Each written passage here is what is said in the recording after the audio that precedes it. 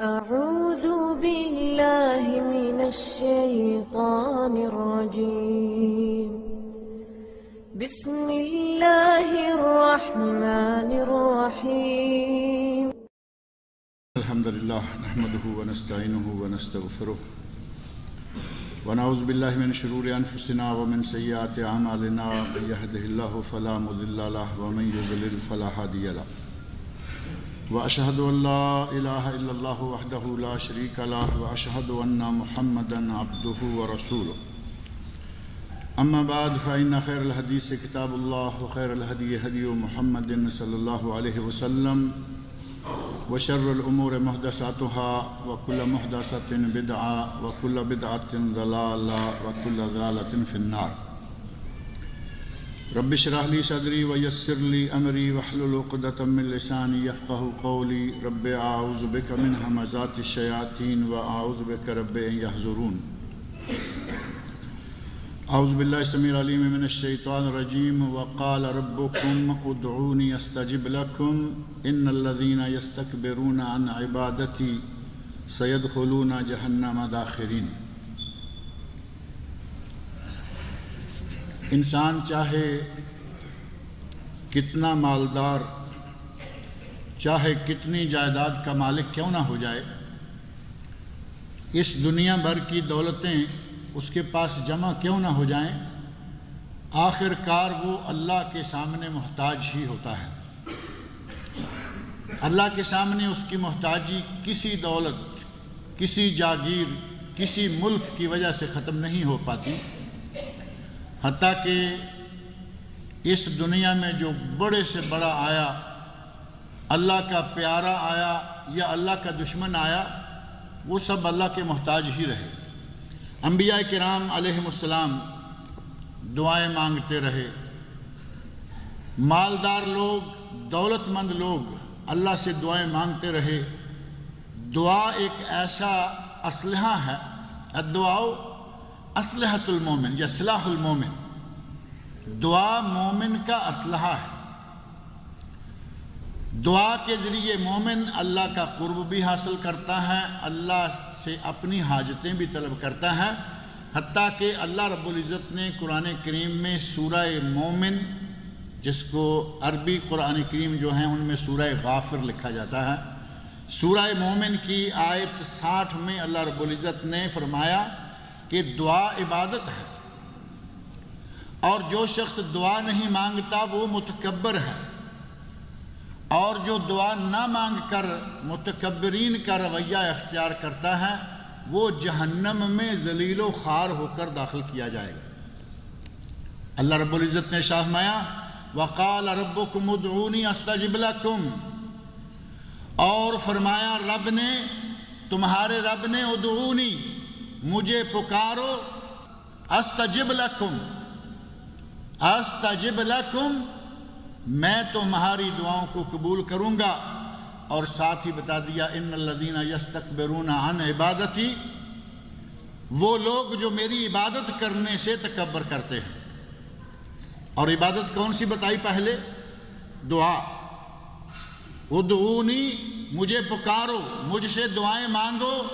اور پھر ساتھ ہی فرما دیا ان الذین یستکبرون عن عبادتی، وہ لوگ جو میری عبادت کرنے سے تکبر کرتے ہیں سیدخلون جہنم داخرین، وہ جہنم میں ذلیل و خوار ہو کر داخل کیے جائیں گے. دعا عبادت ہے، دعا کا نہ مانگنا تکبر ہے، اور تکبر کا انجام جہنم ہے. قرآن کریم سورہ مومن آیت نمبر 60.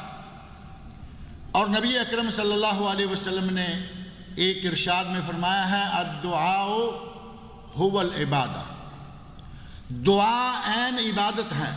ایک بڑی مشہور و معروف حدیث ہے جس میں ہے الدعاء مخ العبادہ، دعا عبادت کا مغز ہے، لیکن اس سے صحیح تر حدیث جو ہے وہ ہے الدعاء هو العبادہ. سنن ابو داود میں نبی صلی اللہ علیہ وسلم کا یہ ارشاد کہ دعا ہی عبادت ہے یا دعا عین عبادت ہے. اللہ رب العزت کا نظام دیکھیں کہ اگر بندے سے مانگا جائے تو بندہ ناراض ہوتا ہے، کسی سے 1 مرتبہ مانگیں گے، 2 مرتبہ مانگیں گے، 3 مرتبہ مانگیں گے، وہ آنکھیں پھیر لے گا کہ یہ تو ہر وقت آیا ہی رہتا ہے۔ لیکن اللہ سے نہ مانگیں تو وہ ناراض ہوتا ہے۔ نہ مانگنے والے کو فرمایا کہ یہ متکبر ہیں، اس کو میں جہنم میں داخل کروں گا۔ یہی وجہ ہے کہ آپ تاریخ انبیاء، قصص الانبیاء یا حیات انبیاء کی کتابیں آپ پڑھتے ہیں، تاریخ انبیاء پر نگاہ دوڑا کر دیکھیں، تمام انبیاء کرام نے اتنی عظمت، اتنا مرتبہ اللہ کے لیے، اتنے وہ فرما بردار لوگ، لیکن قدم قدم پر اللہ کی طرف رجوع کرتے رہتے ہیں۔ بار بار موقع بموقع جب بھی حاجت پیش آئی انہوں نے اللہ کی طرف رجوع کیا۔ حضرت نوح علیہ السلام سے لے کے دیکھتے چلے آئیے، حضرت نوح علیہ السلام نے 950 سال تک وعظ کیا، تبلیغ کی، دعوت کا کام کیا، قوم میں سے لوگوں نے دعوت کو قبول نہیں کیا، تو پھر کس کی طرف رجوع کیا؟ دائیں بائیں کہیں نہیں دیکھا، اپنے رب کی طرف رجوع کر کے اپنی محنت، اپنی کوشش کو پیش کر دیا اور فرمایا رب دعوتہم لیلا و نہارا، اے اللہ میں نے دن کو، رات کو، شب و روز ان کو پکارا، دعوت دی، فلم یزدہم دعائی الا فرارا، لیکن میری دعا، میری دعوت، میری تبلیغ کا فائدہ نہیں ہوا، الٹا یہ مجھ سے بھاگ گئے۔ اب اللہ سے دعا کیا مانگی؟ رب لا تذر علی الارض من الکافرین دیارا، اے اللہ اب روئے زمین پر کافروں کا ایک گھر بھی نہیں بچنا چاہیے۔ طوفان آیا اور اللہ رب العزت نے اس طوفان میں تمام بنی نوع انسان کو جو اس وقت تھے سب کو غرق کر دیا، تباہ کر دیا، سوائے چند مٹھی بھر لوگوں کے جو کہ کشتی میں سوار تھے۔ نوح علیہ السلام کو قوم کی بے رخی، نوح علیہ السلام کو قوم کی نافرمانی کا دکھ ہوا تو کسے پکارا؟ اللہ کو۔ رب لا تذر، رب اے میرے رب، لا تذر علی الارض من الکافرین دیار۔ حضرت زکریا علیہ السلام، حضرت مریم اور زکریا علیہ السلام کا واقعہ قرآن کریم کے اندر موجود ہے۔ بوڑھے ہو گئے، اللہ سے دعائیں مانگتے رہے، اور جب مریم کے پاس آئے تو دیکھا کہ مریم کے پاس پھل پڑا ہوا ہے، پوچھا کہ یہ من ان لک ھذا، اے مریم یہ بے موسم کا، بے وقت کا پھل تیرے پاس یہاں پہنچا ہوا ہے مسجد میں، یہ کہاں سے آیا ہے؟ تو کیا کہا؟ من عند اللہ، یہ پھل خالو جان، یہ پھل مجھے میرے رب نے پہنچایا ہے۔ فوری طور پر انبیاء اللہ سے غافل تو ہوتے ہی نہیں، لیکن جیسے ہی یہ بات مریم کے منہ سے سنی، ایک دم پھر بات تازہ ہو گئی کہ بوڑھا ہو گیا ہوں تو کیا؟ فوری طور پر اللہ کی طرف رجوع کیا، رب ھب لی من لدنک ذریۃ طیبہ انک سمیع الدعاء، اے اللہ مجھے پاکیزہ اولاد عطا فرما، نیک صالح اولاد عطا فرما، انک سمیع الدعاء، تو دعائیں سننے والا ہے۔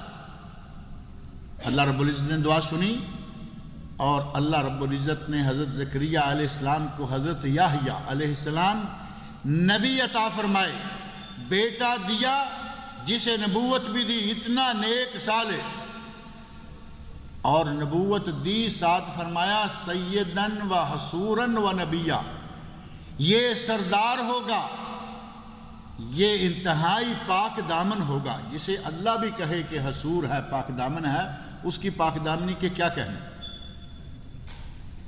ابراہیم علیہ السلام خلیل اللہ، اللہ کے خلیل، اولاد کی ضرورت پیش آئی تو کہاں سے مانگی؟ دعا مانگی تو کس سے مانگی؟ اللہ سے۔ اللہ سے مخاطب ہو کے کہا رب لا تذرنی فردن وانت خیر الوارثین، رب ھب لی من الصالحین، اے اللہ نیک اولاد عطا فرما، اے اللہ مجھے بے وارث لا وارث نہ چھوڑ، مجھے وارث عطا فرما، جو میری اور پہلے انبیاء کی جتنی وراثت علم ہے اس کا وارث بنے۔ اللہ رب العزت نے حضرت ابراہیم علیہ السلام کو اولاد عطا فرمائی، اور کس وقت؟ جب کہ بوڑھے ہو چکے ہیں، بوڑھے ہو چکے ہیں۔ حضرت لوط علیہ السلام کی بستی کو تباہ کرنے کے لیے جب فرشتے آئے، ساتھ ہی ابراہیم علیہ السلام کو بشارت بھی دیتے گئے۔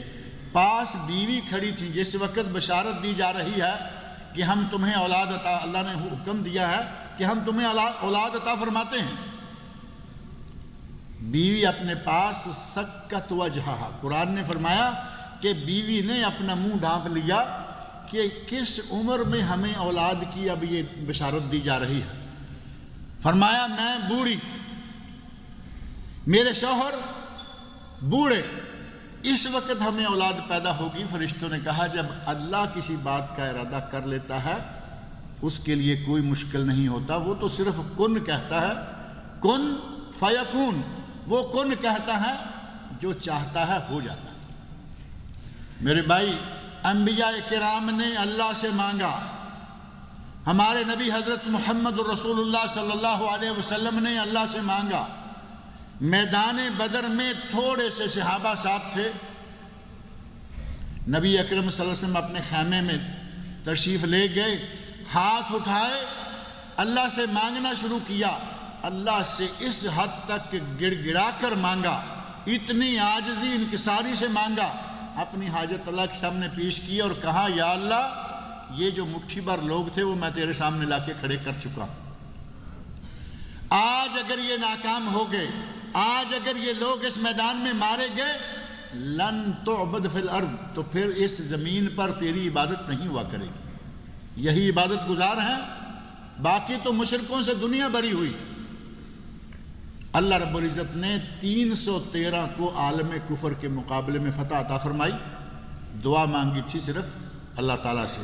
نبی صلی اللہ علیہ وسلم، حضرت ابراہیم خلیل، حضرت نوح علیہ السلام، حضرت زکریا علیہ السلام، حضرت موسیٰ علیہ السلام، موسیٰ علیہ السلام نے ایک تو دعا مانگی کہ یا اللہ یہ ظالم، ان کے پاس تو نے اتنی دولت اور مال دے رکھا ہے، مال کے ان کے پاس ڈھیر ہیں، اور ساتھ ہی فرمایا کہ یہ تیرے بندوں کو اس مال کی وجہ سے گمراہ کر رہے ہیں، لیضلوا عبادک، یہ تیرے بندوں کو گمراہ کر رہے ہیں، ربنا اطمس، اے اللہ ان کے مالوں کو تباہ کر دے۔ دعا کی یا بد دعا کی تو کس سے کہا؟ اللہ سے، اے اللہ ان کے مالوں کو تباہ کر دے۔ اور یہ تو اس طرف بد دعا کی تھی، خود بھوکے ہیں، پیاسے ہیں۔ حضرت شعیب علیہ السلام کے علاقے میں گئے ہوئے ہیں، مدین شعیب میں، بھوکے ہیں، پیاسے ہیں، دیکھا کہ لوگ اپنے جانوروں کو کنویں پر پانی پلا رہے ہیں، دو لڑکیاں اپنی بھیڑ بکریوں کو ایک طرف کیے ہوئے کھڑی ہیں، پوچھا کہ کیا بات ہے، تم پانی کیوں نہیں پلاتی؟ تو لڑکیوں نے کہا ابونا شیخن کبیر، ہمارے والد تو بزرگ ہیں، بوڑھے ہیں، وہ بکریاں لا نہیں سکتے، اور یہاں لوگ جب تک اپنی بکریوں کو پانی پلا کر لے نہ جائیں ہم پلا نہیں سکتے، یہ لے جاتے ہیں اور اس کے بعد جو بچا کچا پانی ہے ہم پلاتے ہیں۔ قوم گئی، وہ بہت بڑا ڈھکنا کنویں کے منہ کے اوپر دے کے چلی گئی، جس کو 1 2 4 آدمی کا اٹھانا آسان نہیں تھا، لیکن حضرت موسیٰ علیہ السلام، اللہ کے نبی، اللہ کی دی ہوئی قوتیں، اکیلے نہیں، ڈھکن منہ سے اٹھایا، پانی نکالا، بکریوں کو پانی پلایا، لڑکیوں نے بھیڑیں بکریاں لیں اور چل دیں۔ تو کیا دعا مانگی؟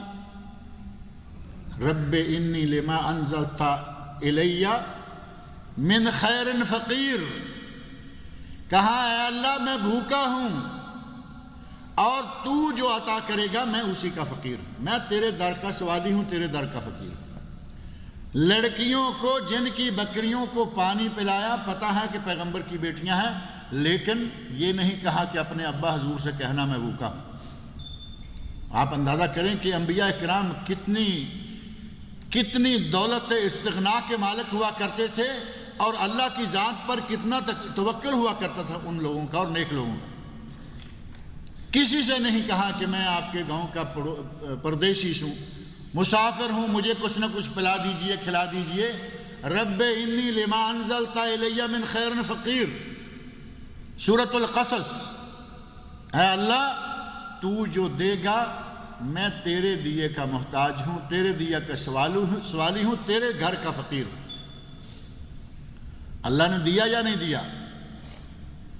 اللہ نے روٹی بھی دی، کھانا بھی دیا، اور کھانا پکانے والی بھی ساتھ دے دی۔ اللہ سے آپ مانگ کے تو دیکھیں، خلوص نیت سے مانگا، اللہ نے کھانا بھی دیا، کھانا پکانے والی بھی دی۔ حضرت شعیب علیہ السلام کی بیٹی سفورہ کے ساتھ اسی سفر میں حضرت موسیٰ علیہ السلام کا نکاح ہوا۔ اللہ سے مانگیے، اللہ دیتا ہے، اور اللہ کے خزانے اتنے بڑے ہیں کہ ان میں کوئی کمی نہیں آتی۔